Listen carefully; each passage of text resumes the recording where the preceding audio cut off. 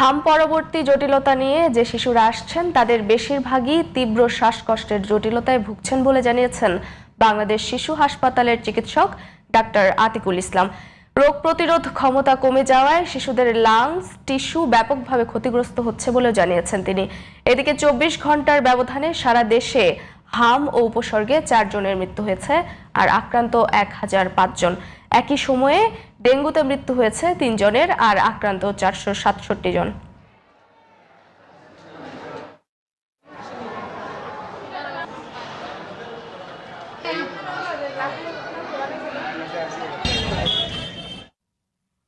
দর্শক, হাম ও ডেঙ্গু পরিস্থিতির আরো তথ্য নিয়ে ময়মনসিংহ থেকে যুক্ত হচ্ছেন সহকর্মী কাজী মোহাম্মদ মোস্তফা।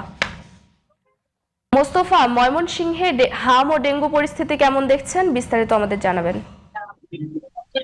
জি জেরিন, সারা দেশের মতো আমার ময়মনসিংহ হাম এবং ডেঙ্গুতে আক্রান্ত। গত 24 ঘন্টায় কোনো মৃত্যুর খবর নেই হাম ডেঙ্গুতে ময়মনসিংহ মেডিকেল কলেজ হাসপাতালে। আমি এই মুহূর্তে আছি ময়মনসিংহ মেডিকেল কলেজ হাসপাতালে ইমার্জেন্সির সামনে। গত 24 ঘন্টায় হামে নতুন করে ভর্তি হয়েছে 20 জন, এই মুহূর্তে চিকিৎসাধীন রয়েছে 87 জন। আর ডেঙ্গুতে ভর্তি হয়েছে 18 জন, এই মুহূর্তে চিকিৎসাধীন রয়েছে 54 জন।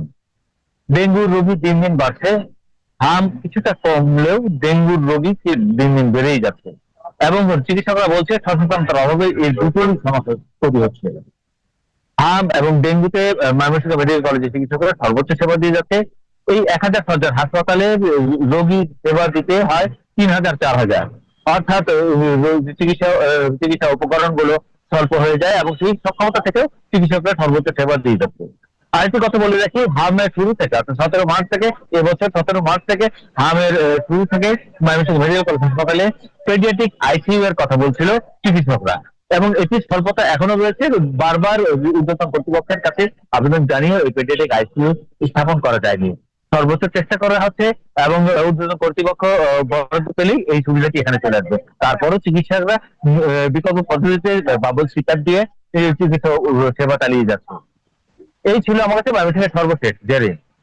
ধন্যবাদ মোস্তফা।